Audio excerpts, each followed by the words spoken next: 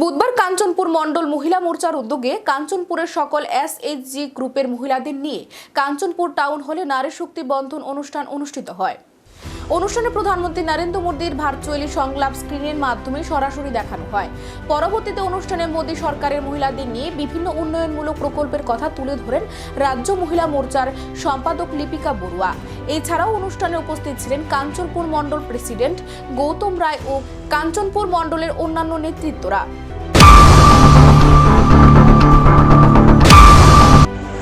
মহিলা মোর্চার উদ্যোগে 3 দিবসীয় যে শক্তি বন্ধন কর্মসূচি শুরু হয়েছে, সেই কর্মসূচির আজকে অন্তিম দিন। আজকে অন্তিম দিনে আমাদের কর্মসূচির মধ্যে ছিল আজকে সরাসরি নরেন্দ্র মোদীজি পশ্চিমবাংলার বারাসাত থেকে ভারতবর্ষের প্রতিটি বিধানসভায় এসএইচজি দিদিদের সাথে সরাসরি উনি সম্বোধন করেছেন। এসএইচজি দিদিদেরকে উনি বিভিন্ন প্রকল্প নিয়ে ওনাদের সুযোগ সুবিধা নিয়ে উনি আলোচনা করেছেন।